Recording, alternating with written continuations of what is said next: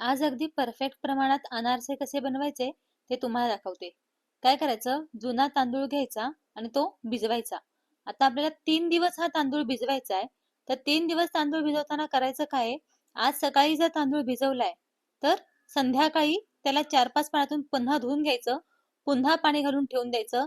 उद्या सकाळी पुन्हा 4-5 पाण्या घालून तो तांदूळ धुवून घ्यायचा, पुन्हा पाणी घालून झाकून ठेवायचं, संध्याकाळी पुन्हा करायचं. म्हणजे 3 दिवसात साधारण असं 6 वेळा आपल्याला करावं लागेल. पाणी स्वच्छ सगळं काढून घ्यायचं, हे आधीचं तांदूळ स्वच्छ धुवून घ्यायचा आणि मग पुन्हा त्याच्यामध्ये पाणी घालून ठेवायचं. असं साधारण 6 वेळा होईल आपलं. म्हणजे तांदळाला आंबूसपणा येणार नाही.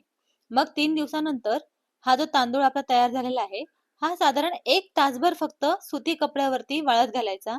तो पण अगदी फॅनच्या खाली ठेवायचा, उन्हात बिलकुल वाळवायचा नाहीये. आणि फॅनच्या खाली सुद्धा तो पूर्ण वाळला गेला पाहिजे असं नाहीये, कडक झाला पाहिजे असं नाहीये. थोडासा ओलसरच, फक्त म्हणजे हडकला पाहिजे, थोडासा ओलसरच राहिला पाहिजे तो. कोरडा झाला तर मग आपले अनारसे तुटणार, ते व्यवस्थित होणार नाही. तर थोडासा ओलसर फक्त हडकला जाण्यासाठी आपण ते सुती कापडावर 1 तासभर घालून घ्यायचा. मग मिक्सर मधून तो काढून घ्यायचा. आता मिक्सर मधून एकदम बारीक पीठ तयार करून घ्यायचं. पण पीठ तयार झाल्यानंतर देखील आपण बारीक चाळणीने ते चाळून घ्यायचं पीठ, कारण की त्याच्यामध्ये कडकपणा जर असेल तर तो व्यवस्थित अनारसा होणार नाही आपला. त्यामुळे ते चाळून घ्यायचं आणि चाळलेला जो चाळ निघतो तो पुन्हा आपण मिक्सर मधून काढून पुन्हा चाळून घ्यायचं. आता हे पीठ जे आहे आपल्याला मोजून घ्यायचंय. तर मी भांड्याच्या हिशोबाने मोजून घेतेय. हे साधारण पीठ आता 1-2 अशी साधारण 5 भांडी माझी तयार झाली. तुम्ही आता इथे बघू शकता, 5 भांडे आहेत एवढं हे पीठ आपलं 1 किलो तांदळाचं तयार झालेलं आहे. तांदूळ 1 किलो होता आपला, त्याप्रमाणे 5 भांडे माझे पीठ तयार झालं. मग आता हे 5 भांडे पीठ तयार झाल्यानंतर आपल्याला गुळ घ्यायचा आहे. तर आता गुळ कसा घ्यायचा, तर गुळ आता मला इथे मी सुट्टा गुळ आणला, त्यामुळे तो थोडासा चिकट होता. तर आता 5 भांड्यांच्या हिशोबाने आपल्याला 2.5 भांडी गुळ लागणार आहे. तर आता मी गुळ इथे घेतला, तो चिकट आहे, तुम्ही बघू शकता. मला काढायला सुद्धा खूप त्रास झाला. तर इथे तुम्ही गुळाची ढेप आणलीत आणि ती किसून घेतलीत किंवा फोडून घेतलीत ना, तर तो गुळ कोरडा असतो, तो यूज करायला खूप सोपा असतो आणि मळून पीठ घ्यायला पण खूप सोपं जातं. आता इथे माझी थोडी चूक झालेली, मी तो सुट्टा गुळ आणला, त्यामुळे ते किसून घेतल्यानंतर असा चिकट झाला. तर आता 2.5 भांडी मी हा गुळ घेतलाय. तुम्ही शक्यतो गुळाची ढेप आणून त्याची पावडर तयार करून मगच तुम्ही तो गुळ वापरा, म्हणजे सोपं पडेल.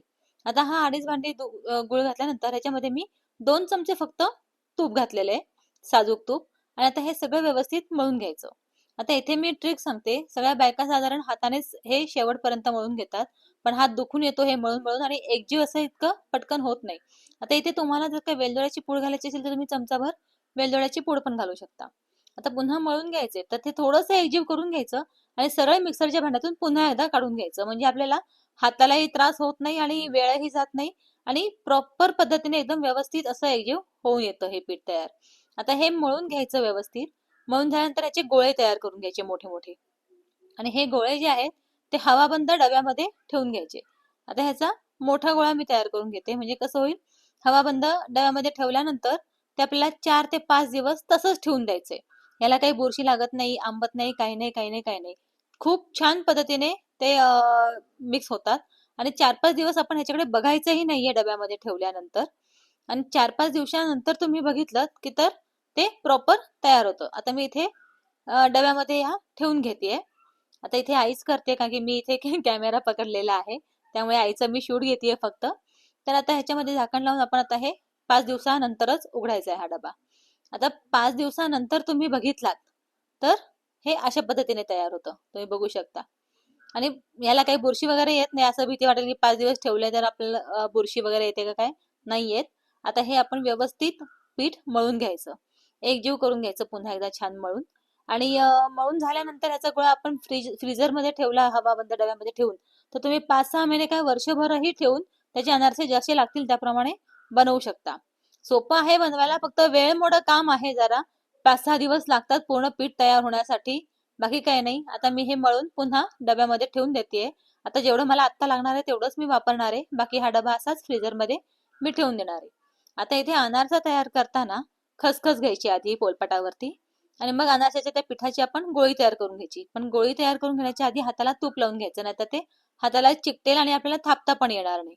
त्यामुळे तूप लावून घ्यायचं आणि मग छोटीशी लाटी तयार करून घेऊन ती लाटी आपण ह्याच्यावरती खसखस वरती ठेवून एका बाजूने थापून घ्यायची, एकाच बाजूने खसखस ठेवायची आणि अशा पद्धतीने ही थापून घ्यायची. थापल्यानंतर साधारण पुरी, छोट्या पुरी एवढी ती आपण थापून घ्यायची. व्यवस्थित होतं, काही हाताला चिकटत नाही आपण तूप लावल्यामुळे. तुम्ही बघू शकता सहज तयार होते अनारसाचं हे.